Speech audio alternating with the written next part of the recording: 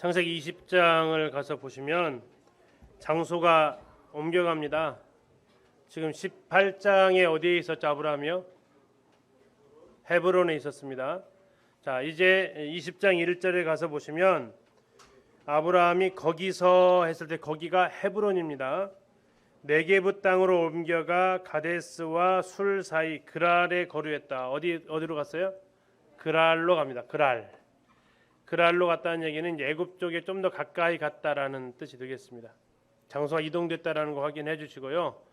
자, 그곳에 가서도 지금 이때 나이가 몇 살이에요?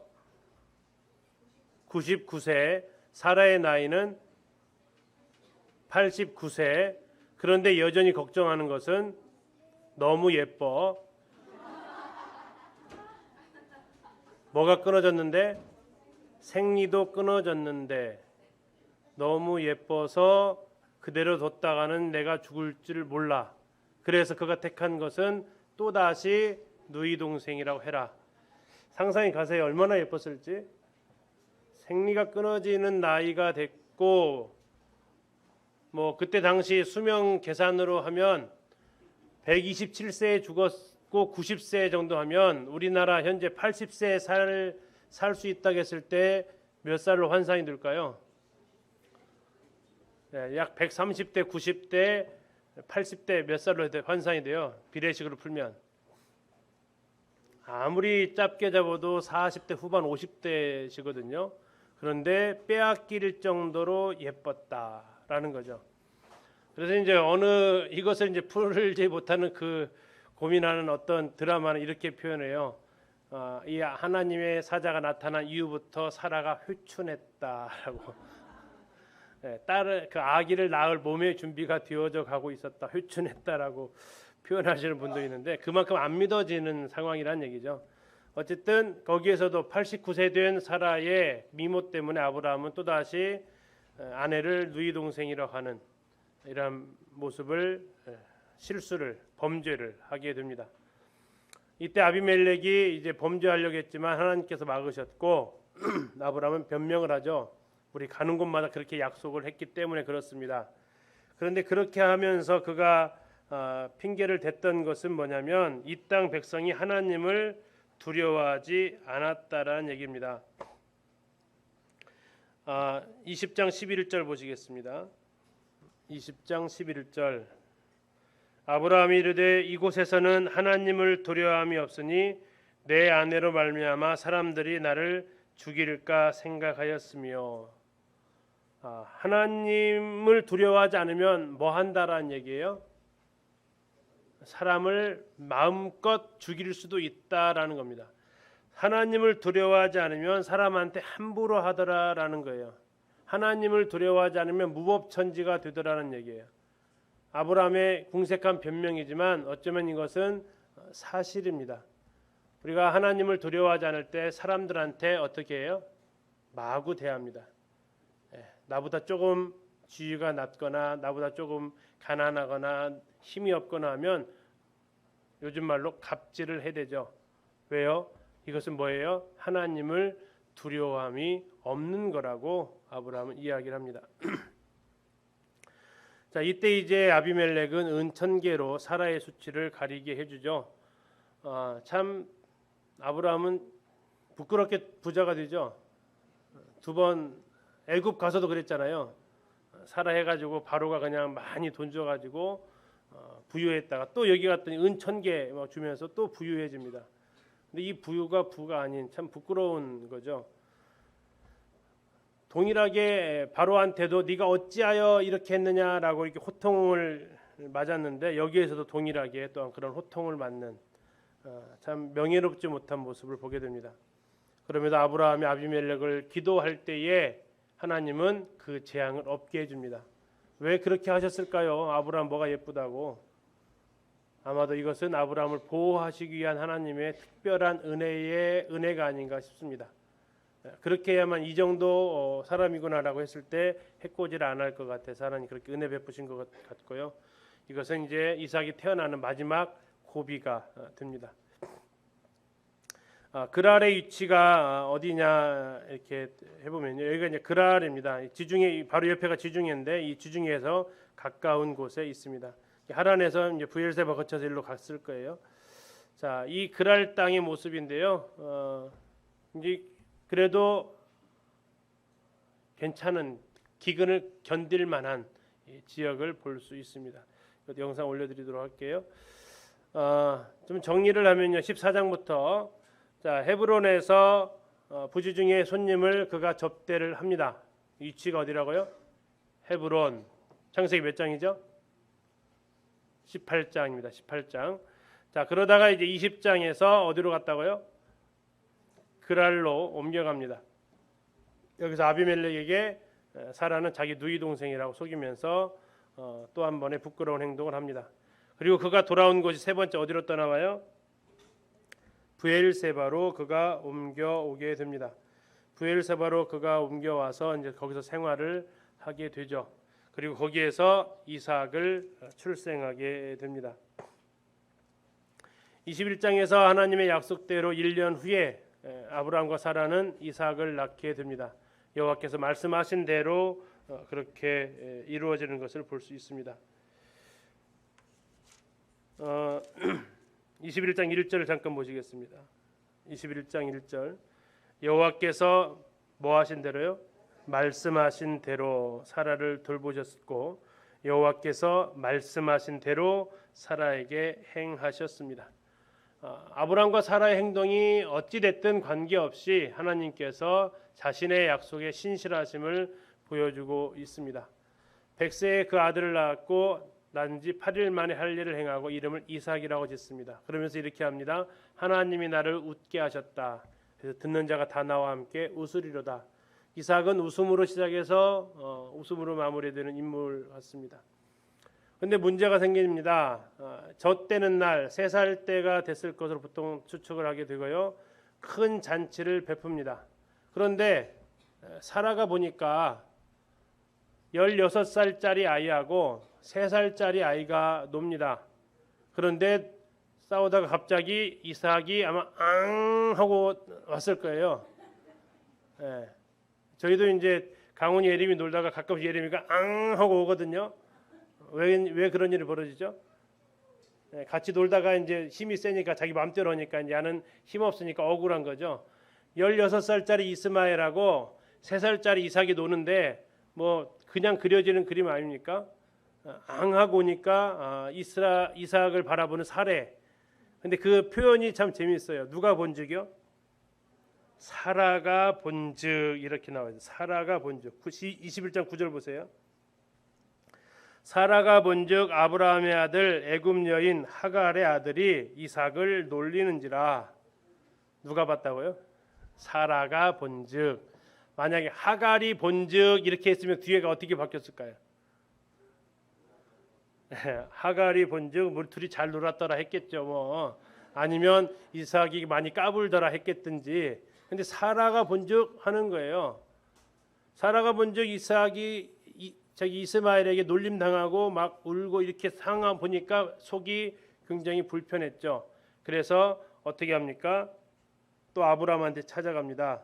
내쫓아라, 내쫓아버려라 라고 하죠. 자, 그리고 아브라함은 하나님 어떻게 합니까 했더니 사라의 말을 들어라 라고 합니다. 참 냉정하죠. 사라의 말을 들어라, 내쫓아라 라고 합니다.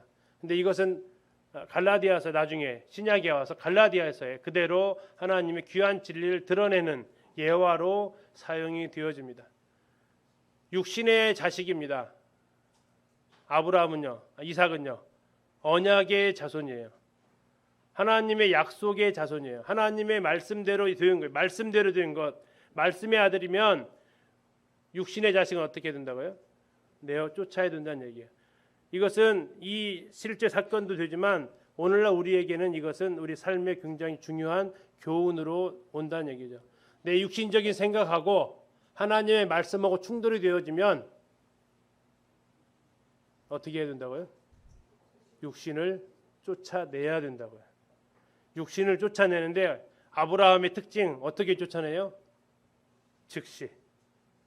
어떻게 합니까? 아침에 일찍이 일어나서 내어 쫓습니다. 참 매몰찬 것 같이 보이지만 이것은 어쩌면 우리를 위한 기록입니다. 하나님의 말씀하고 내 육신의 생각이 서로 충돌되어질 때 누가 누구를 이기는 것 같이 보여요? 육신이 말씀을 이기는 저는 보여요. 이스마엘이 이삭을 놀리고 괴롭히는 것처럼 보인다고요. 그럴 때 우리가 과감히 해야 될 것은 뭐라고요? 육신의 생각, 육신의 열매는 내쫓아버리는 거다. 그리고 하나님 말씀대로 우리가 따라가야 된다는 것을 갈라디아서에서 보여주고 있습니다. 그리고 나서 이제 21장은 이렇게 되고요. 그 22장은 이스마엘은 쫓겨난 반면 이삭은 하나님 앞에 드려지는 것으로 나타납니다. 그 다음 단계 그거예요. 그래서 하나님 말씀에 순종하는 삶을 살아가는 단계가 22장이 이어집니다. 하나님 말씀과 육신이 싸우고 있을 때 하나님께서 우리에게 요구하시는 것은 육신을 내어 쫓으라는 얘기고, 그리고 이 하나님 말씀대로 우리는 22장에서 순종해 하나님 앞에 드려지는 삶을 살 것을 연결해서 우리가 볼 수 있습니다.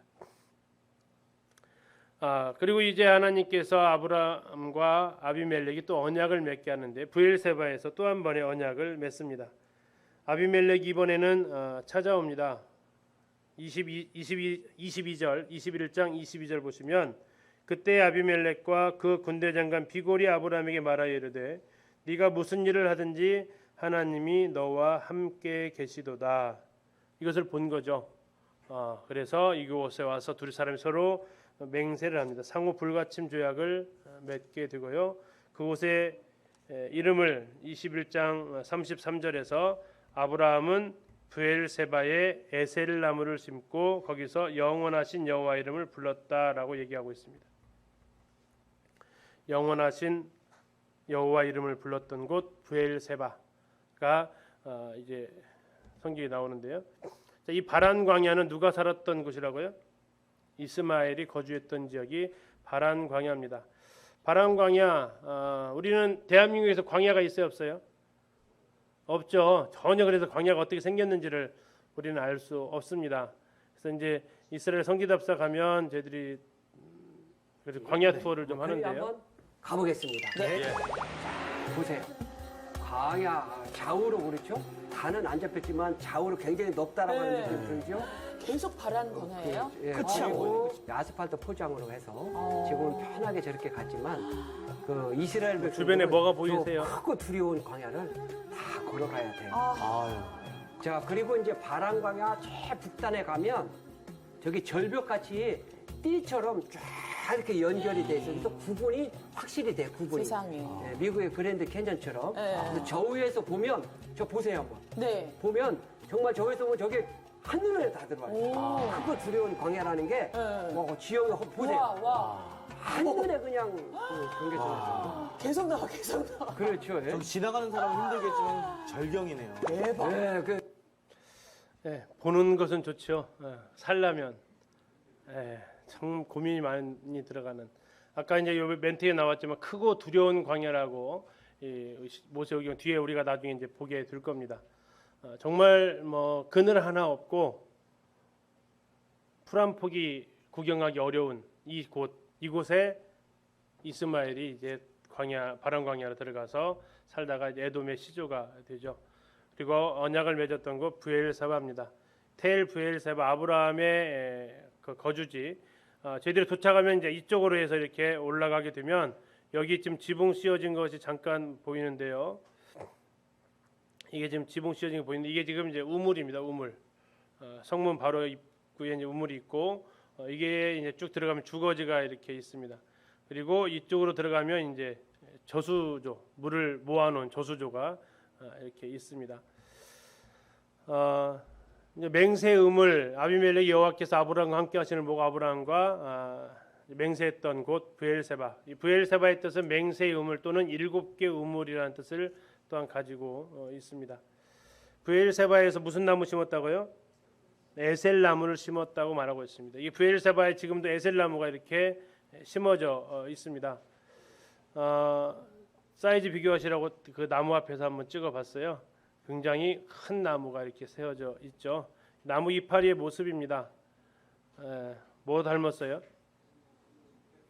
측백이나 있던 향 이쪽 그 나무 닮았죠. 그런 형태의 나무인데 이것을 한번 맛을 보라고 해서 맛을 봐봤어요. 어떤 맛이 나요? 짭짤한 맛이 납니다. 내년에 가시는 분들은 따셔서 직접 한번 식감을 느껴보시죠. 정말 어떤 맛이 나는지. 자, 22장으로 가셔서 이제 모리아 땅으로 다시 등장하게 됩니다. 여호와 이레 무슨 뜻이죠? 여호와의 산에서 준비 드리라라는 뜻입니다. 하나님께서 아브라함을 시험하셨다라고 나와 있습니다. 시험하시는 이유는 더 큰 복을 받을 준비가 됐나 안 됐나를 알아보기 위한 것입니다. 복 받을 준비가 되어야 줄 수 있기 때문에 하나님은 그릇을 확인하는 작업이죠. 이것은 우리를 시험은 테스트가 있고 템테이션이 있습니다. 템테이션은 유혹하는 거죠. 죄를 짓도록 하는 게 목적이 템테이션이라면 이 테스트는 복을 주기 위한 목적은 테스트가 됩니다. 하나님은 이제 복을 주기 위해서 그들을 아브라함을 시험하시는데 내 아들 내 사랑하는 독자 이삭을 번제로 드려라. 사랑이라는 단어가 성경에서 처음 나오는 장면이 여기입니다. 여기에서 사랑이라는 단어가 처음 나와요. 예배도 여기에서 이제 처음 5절에서 나오는데 여기는 굉장히 그래서 중요한 의미를 가지고 있습니다. 역시 아브라함은 하나님의 명령이 떨어지자마자 어떻게 합니까? 3절에 보니까 아침에 일찍이 일어납니다. 그리고 이삭을 데리고 출발합니다. 종들과 함께. 자, 거기에 며칠간에 걸리냐면 4절에 보니까 제3일에 이렇게 나와 있습니다. 자, 여기까지 길이 약 한 90km가 약간 안 되기 때문에 보통 하루 길이 30km 정도 됩니다. 30km 걸려서 갔기 때문에 아마 마지막 숙박지는 베들레헴에서 잠을 잤을 겁니다. 베들레헴에서 잠을 자고 이제 10km 정도 더 가서 모리아 땅에 도착을 했겠죠. 그리고 거기에 가서 하나님께서 지시하시는 곳으로 가게 되는데 아까 말씀하신 대로 여기가 성전이 있었던 자리고 예수님이 십자가가 있었던 자리가 이 땅입니다. 모리아 땅. 자, 종들에게 얘기하죠. 아이와 함께 예배하고 우리가 너에게로 돌아오리라라고 합니다. 우리가 돌아오겠다. 나 혼자 오겠다고 하지 않습니다. 이거 히브리서에서는 이것을 하나님께서 다시 내가 죽이더라도 살리실 것을 믿었다라고 아브라함의 믿음을 칭찬하고 있습니다. 올라가는 길에 이삭이 묻죠. 번제할 어린 양은 어디 있습니까? 하나님이 친히 준비하시리라. 자, 이삭이 올라갈 때 뭘 지고 가죠? 얼만큼 됐을까요? 번제에 쓸 나무래요. 사람을 다 태워야 될 나무예요. 그러면 그 양이 얼만큼 될까요? 엄청난 양입니다. 어느 분은 많이 저 정도 태우려면 한 100kg는 돼야 된대 나무 양이. 사람에 따라서 다르겠죠. 체격에 따라서. 이게 몇 살이라고요? 10대로 결코 볼 수 없다라는 거예요. 20대 이상의 청년이었을 가능성이 훨씬 더 많다라는 겁니다. 혹자는 얘기하죠. 이 사건 이후에 바로 사라가 돌아가시거든요. 쇼크 먹었다라고 얘기하시죠. 127세에 돌아가세요. 그러면 이삭은 37살에 어머니가 돌아가시는 거예요. 그러면 그 언저리일 수도 있다라고 얘기까지 합니다. 정확한 나이가 나와 있지 않게 추론하는 건데 번제 자기를 태워버릴 나무를 지고 올라갔다는 얘기는 꽤 많이 지고 올라갔을 나이라고 이렇게 추론할 수 있습니다. 하나님께서 준비하실 것이다 라고 얘기하시고 이제 이걸 통해서 하나님께서 네가 나를 경유하는 줄을 깨달았다라고 얘기하십니다. 가장 소중한 사랑하는 아들을 드리는 걸 보니까 네가 나를 경유하는구나. 그래서 로마서 5장 8절에서는 하나님께서 우리가 알기를 원하신다는 얘기죠. 내가 가장 사랑하는 아들 독자 예수를 줄 테니까 너희가 뭘 알기를 원한다고요? 내가 너희를 사랑하는 줄을 알아라. 우리는 하나님 앞에 가장 소중한 것을 드림으로 하나님 경외합니다라고 고백한다면 하나님은 가장 소중한 것을 주심으로 우리에게 뭐라고 고백하신다고요? 내가 너를 사랑한다라는 고백을 하신다는 겁니다. 거기서 다시 예수님께서 나타나시게 되고 여호와의 사자가 예수님을 보여줍니다. 다시 한번 언약을 맺습니다. 내 씨로 말미암아 천하 만민이 복을 받게 될 것이다. 그리고 나서 이제 나홀의 후예인 그 자손들을 얘기하는데 이때 이제 리브가가 24장에서 등장해야 되기 때문에 거기에 대한 미리 가계도를 이야기를 하십니다. 22장 23절을 잠시 보시면요. 22장 23절 이 8사람은 아브라함의 형제 나홀의 아내 밀가의 소생이며 부두엘은 누구를 낳았어요? 리브가를 낳았습니다. 리브가가 앞으로 등장할 것을 미리 암시해주고 있고요. 자, 이 모리아 산에서 있었던 그 수풀에 걸린 양이 있습니다. 수풀에 걸린 양. 지금 이제 이것은 영국 대형박물관에서 찍어온 사진인데요. 저희 이스라엘 그 성지 답사 팀에 다니시는 그 카렌 자매님이 저희들이 박물관 사진이 좀 필요하다고 하니까 영국 간 김에 찍어 오시겠다고 해가지고 찍어 오셔서 주신 거예요. 늘 남의 사진 쓰다가 저작권 없는 사진을 쓸 수 있습니다. 이렇게 지금 되어져 있는데 이게 지금 왕궁에서 나온 유물입니다. 우르의 왕궁에서 나온 유물. 이런 식으로 당시에 이렇게 제2용으로 이렇게 쓰여진 이런 모습이 나와 있습니다. 아마 이것이 아브라함 수풀에 걸린 순양이 아들 이삭을 대신 하나님께 제물로 바친 것을 생각하게 해주는 이러한 유물이 실제로 이때 당시 있었던 것을 볼 수 있습니다. 그리고 이제 아까 모리아 땅이라고 나와 있습니다. 창세기에서 모리아 땅이라는 단어 찾으셨죠? 몇 장이 있었어요? 22장 2절에 있었습니다.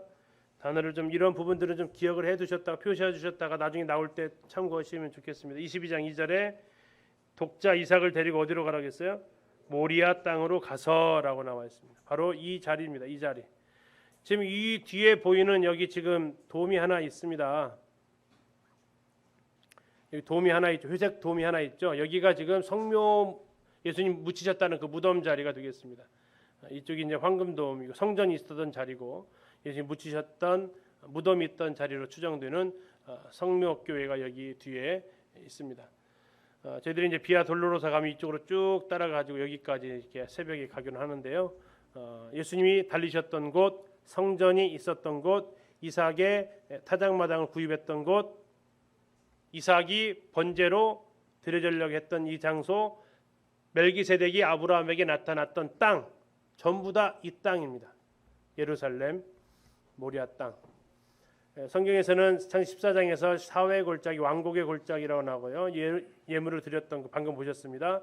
아라운의 타작마당, 그 재앙이 멈춘 곳을 기념해서 구입했고 솔로몬이 성전을 지었고 예수님의 그 당시에 헤롯 성전, 스루바벨 성전이 있었던 자리고 지금은 황금 모스크가 있는 자리입니다.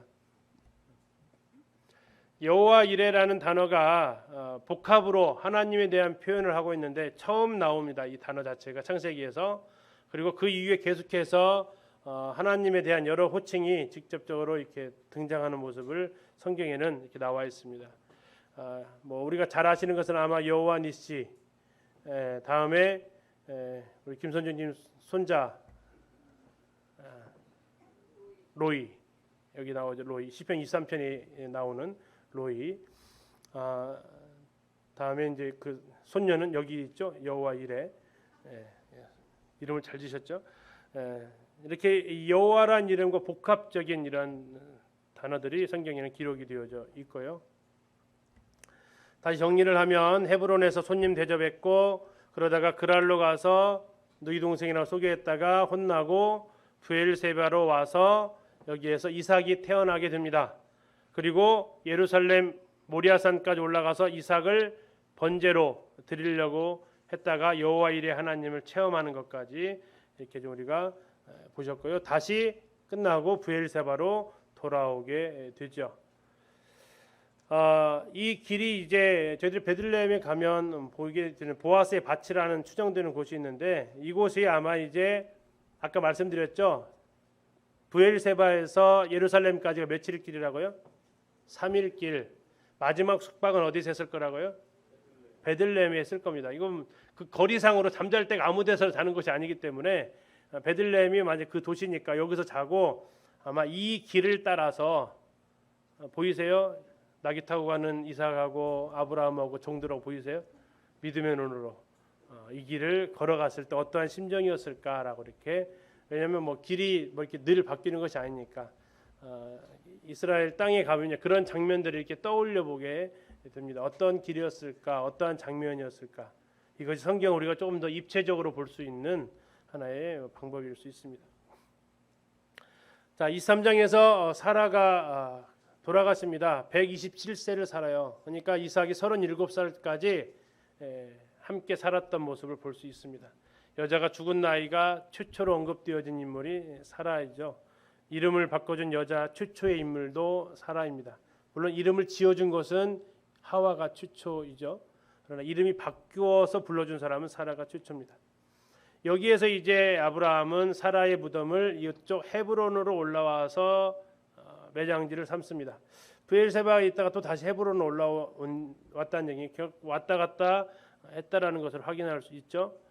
그곳에서 이제 매장지를 구입을 하는데 그 장면을 보면 좀 재밌습니다. 뭐 그냥 거저 가져가세요. 어떻게 그럴 수 있겠습니까? 그냥 제가 사겠습니다. 아니 그냥 한 비용이 한 400세겔 드는데 그냥 가져가셔도 된다니까요. 이런 얘기. 굳이 400세겔 얘기를 왜 해요? 달라는 거죠. 근데 아브라함은 400세겔이면 싸게 샀을까요? 비싸게 샀을까요? 아이러니는 비싸게 산 거죠. 비싸게. 비싸게 사게 됩니다. 바가지 썼죠. 그럼에도 불구하고 전혀 10원 한 장 깎지 않고 여기서 그냥 그대로 삽니다. 그럼 왜 샀을까? 왜 샀을까요?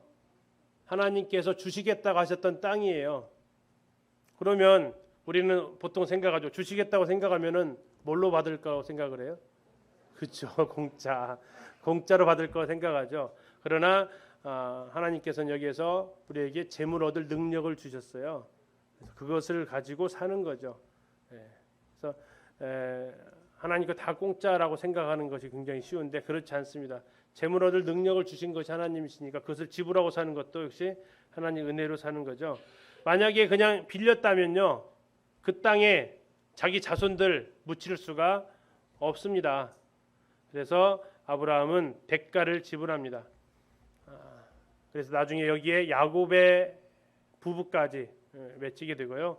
또 하나님께서 우리에게 기업으로 주시겠다는 곳이 천국이죠. 천국은 어떻게 돼요? 공짜? 들어가는 것은 은혜로 들어가죠. 그 안에서의 삶은 지금의 삶이 결정한다고 얘기하죠. 우리가 이 땅에서 어떻게 살았냐에 따라서 그 나라에서 삶이 결정이 됩니다.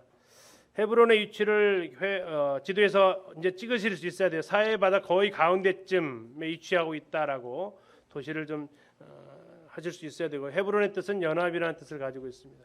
여기는 거인 족속들이 살았던 지역입니다.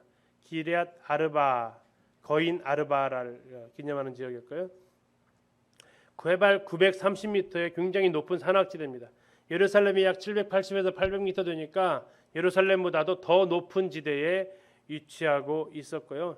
2006년 현재 여기 아랍 사람들이 굉장히 많이 살고 있습니다.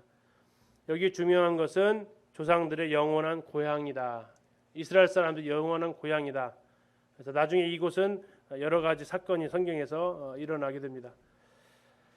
아마 대표적인 사건을 고르라면 아브라함이 이 땅을 돈 주고 샀다라는 거고요. 나중에 갈렙이 여호수아에서 이 땅을 달라고 합니다. 이 땅을 달라고 하는데 그 땅이 무슨 용도로 쓰여지냐면 도피성 용도로 쓰여져요. 그럼 그 땅이 자기 소유가 되나요? 안 되죠. 레위지파 소유가 되는 거예요. 도피성은. 다시 말하면 자기 땅이 되지도 않을 곳인데 뭐 한 거예요? 그렇게 얻으려고 했던 거예요. 왜 그래요? 그 땅이 바로 우리 조상들의 땅이기 때문에 그렇게 해도 얻으려고 했던, 내 것이 문제가 아니고 민족에 대한 이런 사랑, 또 조상에 대한 이런 모습들을, 하나님의 언약에 대한 이런 모습들을 갈렙이 소유하고 있었습니다. 다윗이 7년 반 동안 수도로 삼아서 통치했던 것도 이곳 헤브론이고요. 나중에 그의 아들 압살롬이 아버지 다윗을 향해서 반역을 했던 도시도 어디예요? 이곳 헤브론입니다. 왜 그래요? 이곳은 정치자들에게는 명분 쌓기 굉장히 좋은 곳이죠. 아마 이제 우리나라 대통령 선거할 때 보시면 대통령 그 선거 운동 카운트다운 24시 딱 합니다. 그러면 그 새벽에 대권 주자들이 어디를 찾아가요? 명분 있는 곳을 찾아가요. 자기가 서민의 대통령이나 그럼 어디를 찾아가요? 새벽 시장을 찾아가죠. 왜요? 그쪽 명분을 쌓으려. 나는 이런 상징성을 보여주는 겁니다. 그래서 압살롬도 즉 왕의 선포식을 아무 데서나 하는 게 아니죠. 이곳에서 하는 거죠. 우리가 전에 세겜에서 여로보암이라 이 사람들이 왕위 선포식을 했던 것처럼 굉장히 이 헤브론은 중요한 역사적인 땅입니다. 저희들이 2012년도에 없네 파일이 보내드릴게요. 헤브론으로 진짜 올라가요. 아까 900 몇 미터라고요? 930m. 지중해에서부터 올라갔으니까 지중해는 해발 0이잖아요. 0m부터 930m로 올라가는데 진짜 올라가는 것을 볼 수가 있어요. 그래서 여호수아에서 이렇게 얘기하죠. 이 산지를 내게 주소서. 아 정말 산지가 맞다라는 것을 눈으로 확인할 수 있어요. 더 올라가야 돼. 한참 더 올라가야 돼요. 했던 이 지역 이제 쭉 올라와서 찍었던 사진인데 헤브론 산지입니다. 탐나시나요? 별로죠. 우리는 별론데 이게 영적인 안목으로 당시 이스라엘 사람들이 봤을 때는 이곳은 그들의 영적인 고향이 됩니다. 헤브론은 지금도 이렇게 아랍 사람들이 아까 16만 7천 명 정도 살았다 그랬죠. 아랍 사람들이 사는 곳과 유대인들이 사는 곳은 딱 봐도 알아요. 쓰레기가 있으면 아랍 사람들이 살고요. 깨끗하면 유대인들 아니면 크리스찬들이 사는 지역이 그렇습니다. 딱 봤을 때 여기는 누가 봐도 아랍 사람들이 거주 지역이라고 볼 수 있습니다. 여기가 지금 막벨라굴이 있는 곳입니다. 막벨라굴에서 지금 여기에 세 쌍의 부부가 시신이 여기에 담겨져 있고요. 지키는 것은 아랍 사람이 산다고 했는데 누가 지키고 있냐면 이스라엘 군인들이 지키고 있어요. 그렇다는 얘기는 여기에 누가 살고 있다는 얘기예요? 종교적 유대인들이 살고 있다는 얘기예요. 그들을 보호하기 위해서 여기에 해요. 그들은 왜 이런 험한 데에 와서 살고 있을까요? 그 유대인들은 아랍 지역이거든요, 여기가. 그런데 왜 사냐면 이곳이 가지고 있는 중요성 때문에 살게 돼요. 그러면서 조금씩 아랍인들을 내보내요. 군인들이 자꾸 있으니까 아랍인들도 그 모습을 별로 좋아하지 않죠. 그 앞에 이제 막벨라굴 앞에 무덤으로 쓰였을 곳인 현재 이렇게 되어 있는 그 위에다가 무덤 위에다가 건물은 지어놨습니다. 위에서 보면 이렇게 생겼습니다. 저희도 이렇게 들어가면서 이제 아브라함과 사라의 묘가 이 가운데에 있고요. 다음에 이쪽이 이제 야곱과 레아의 묘가 있고 이쪽이 이삭과 리브가의 묘가 있습니다. 그래서 가운데 아브라함과 사라의 묘는 양쪽에서 다 보도록 해놨고 이렇게 배치가 되어져 있습니다. 아까 말씀드린 딱 들어가면은 사라와 아브라함의 묘가 가운데 있어서 양쪽에 다 볼 수 있습니다. 이쪽은 유대인 구역입니다. 그래서 야곱과 레아의 묘가 이렇게 있고 이쪽은 이슬람 쪽 묘입니다. 이쪽에 이삭과 리브가가 있는데 원래는 여기 이렇게 들어갈 수 있게끔 되어져 있었어요. 두 민족이. 그런데 이것이 문에서 유혈 사태가 나면서 여기를 막아버렸습니다. 그래서 저희들이 갈 때는 이렇게 해서 여기 다 보고 다시 삥 들어서 다시 나와가지고 일로 해가지고 이렇게 나가서 이 안에 들어가서 이렇게 볼 수 있었습니다. 우리 그때 같이 갔던 형제가 그 키파를 쓰고 일로 들어갔다가 한번 큰일 날 뻔했던 에피소드도 있었는데요. 서로 갈등이 굉장히 많이 있습니다. 원래는 이 무덤이 있는데 이 지하입니다. 이게 지하입니다. 아까 보셨던 대로 막벨라굴이 들어가면 이 안에 무덤군이 이렇게 있습니다. 어느 것이 이제 아마 아브라함부터 시작해서 했고요. 이 위에 있는 문은 그럼 가묘입니다. 가묘. 이 밑에 지하로 들어가면 이렇게 있는데요. 이게 지금 이제 그 안에 볼 수 있는 이 구멍으로 그 무덤 속을 볼 수 있게끔 되어져 있습니다. 다음에 옆에 있는 건데 지금 딱 보셔도 뭐 해놓은 것 같아요? 막아놓은 거죠. 원래 들어가는 굴이 있었는데 갑자기 이제 이쪽 이삭 리브가 무덤을 이쪽 아랍 쪽이에요. 구경하고 있었는데 그 가이드하는 목사님이 저를 급히 부르시더라고요. 그래서 왜요 했더니 이슬람 이 아랍 사람들이 보여줄 것이 있다고 이쪽을 초대를 했어요.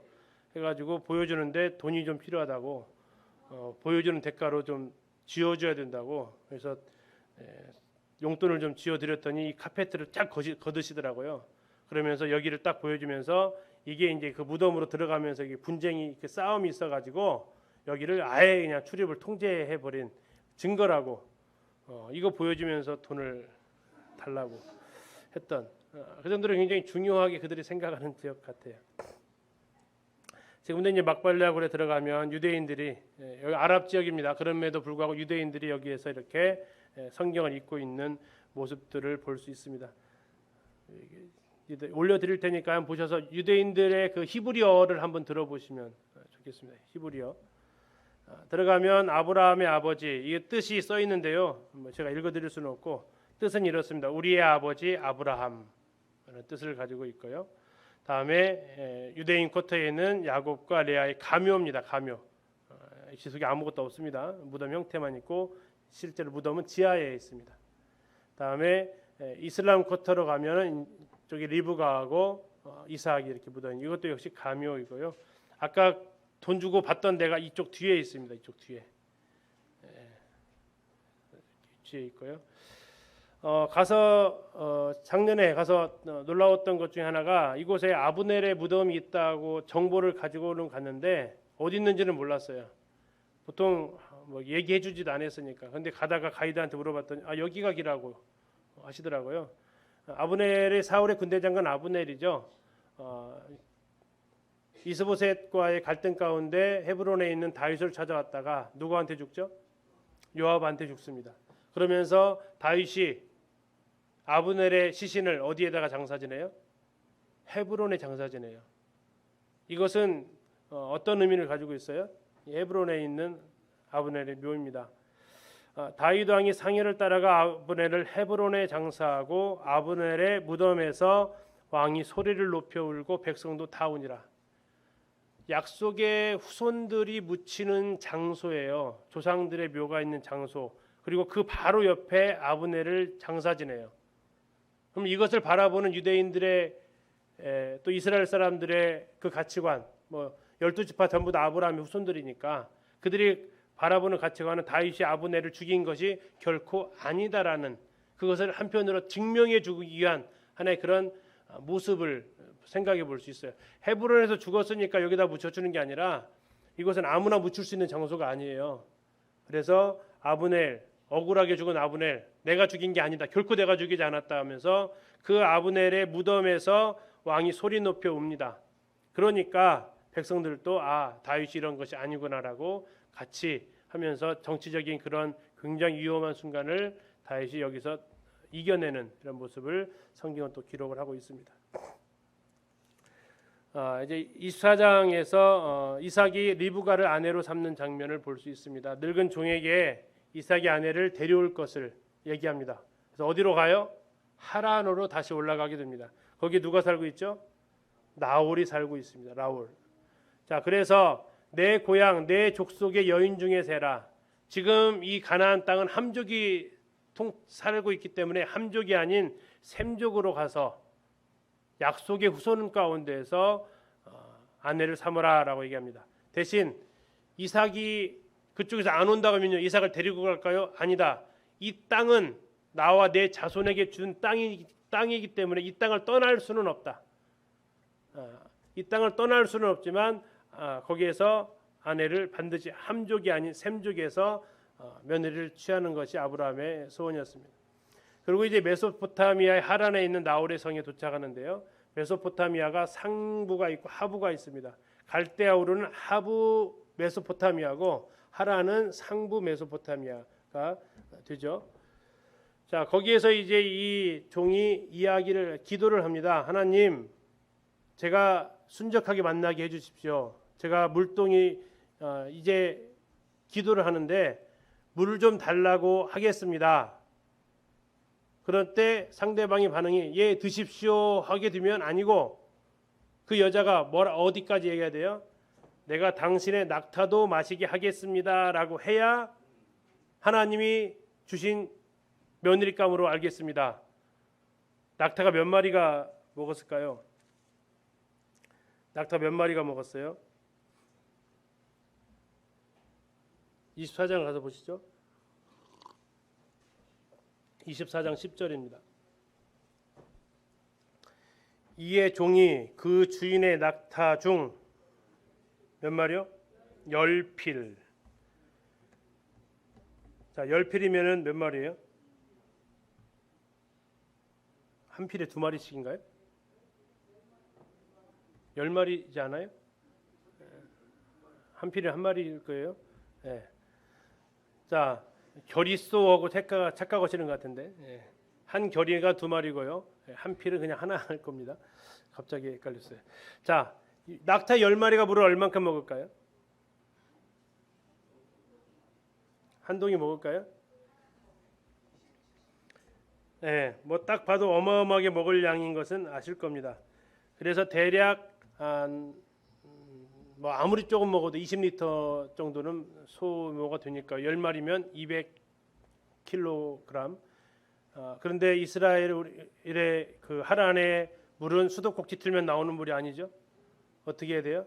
두레박을 내렸다가 떠올리면 지가 많이 떠올려도 얼마큼 나올까요? 네, 10리터나 될까요? 그러면 그걸 가지고 보통 우물은 밑에 있습니다. 그걸 다시 낙타 있는 데까지 옮겨다 줘야 되는 것을 계속 반복을 해야겠죠. 결코 쉬운 일이 아니죠. 그런데 이것이 왜 이렇게 했을까요? 현숙한 여인은 결코 허리가 가는 여인이 아닙니다. 네. 이때 당시에 이들은 결코 허리가 가는 여인을 현숙한 여인으로 보지 않습니다. 이 정도의 살림을 해 나갈 수 있는 인물이어야 됩니다. 아브라함의 그 가족의 동물들 가축을 돌보기 위해서는 이때 당시에 나중에 그 양치고 하는 것은 가까운 데는 여자들이 다 했던 일이에요. 몇 박 며칠로 양치러 가는 것은 남자들이 하지만 이 근처에서 물 먹이는 것은 전부 다 여자들이 했던 거고 모세 안에 십보라도 그와 같은 일들을 했던 것을 볼 수 있습니다. 어쨌든 그것을 리브가가 그대로 하게 되고요. 그리고 나서 리브가는 이제 누구의 아내가 되죠? 이삭의 아내가 됩니다. 이삭의 아내가 되면서 이삭이 40세에 리브가를 얻게 되죠. 이게 지금 이제 현재까지 남아 있는 하란의 고대 우물입니다. 이런 데서 물을 길어서 올려가지고 퍼야 되는 이런 모습을 볼 수 있습니다. 시간이 없어서 영상은 못 볼 것 같고요. 지금도 하란은 현재 사진입니다. 옛날 사진 아닙니다. 지금도 흙집에 이렇게 거하고 있습니다. 이 안에 들어간 영상도 있는데요. 나중에 보여드리겠고요. 환도뼈가 어디 뼈예요? 예, 거기입니다. 예, 만져보시면 되고요. 자, 여기 보면은 이제 아브라함의 아들 이삭하고 리브가하고 촌수를 한번 따져보려고 그래요. 자, 아브라함의 아들 이삭하고 나홀로가 아브라함 몇 촌이에요? 형제가이니까 2촌이죠. 자, 아브라함의 이삭하고 나홀은요 3촌이죠. 아마 큰아빠 될 거예요. 큰아빠. 자, 그러면 나홀이 부두엘을 낳았어요. 부두엘하고 이삭하고는요 4촌지간이죠. 부두엘이 딸이 리브가예요. 그러면 이삭하고 리브가는요 5촌. 네, 5촌입니다. 5촌 사이입니다. 5촌 사이. 왜 그러냐면 나중에 이삭도 리브가한테 자기를 뭐라고 부르라고 그래요? 네, 오빠라고 부르요. 오빠라고 부르라고 그래요. 5촌 오빠죠. 5촌 오빠. 네, 한국적인 촌수 개념 이건 근친상이 아닙니다. 이때는 전부 다 친족끼리 결혼을 했던 시대입니다. 자, 이렇게 해서 24장까지 아브라함의 생애를 이렇게 좀 마무리를 좀 짓고요. 그 지도에서 지금 이 종이 한 장씩 얇은 거 받으셨죠? 거기에서 아브라함이 있었던 곳을 한 번씩 표시를 해가면서 나중에 해볼 겁니다. 이 책에 나와 있어요. 지금 가지고 있는 책에 아브라함의 생애 해가지고 쭉 지도 13군데 정도의 지명이 있을 겁니다. 그것이 있으니까 그 지도 그 습자지 딱 놓으시고 지역을 찾아가서 세겜, 베델과 아이 갔다가 애굽 갔다가 다시 베델로 와서 헤브론으로 갔다가 그 다음에 어디로 가요? 그랄로 갔다가 그 다음에 브엘세바 왔다가 예루살렘 모리아산 갔다가 다시 브엘세바 왔다가 다시 헤브론 갔다가 정신 하나도 없죠. 이런 식으로 이렇게 쭉 따라가면서 한번 체크를 해보시면 어떻게 동선이 이동되고 있는가를 한번 그 습자지를 통해서 이렇게 체크를 해보시면 좋겠습니다. 자, 그래서 이번 주에는 몇 장부터 몇 장까지 읽으셔야 돼요? 분량이 좀 늘어났죠? 15장부터 24장까지 10장을 읽어주시면 되겠습니다. 네, 기훈님 기도해 주시고 오늘 마치도록 하겠습니다.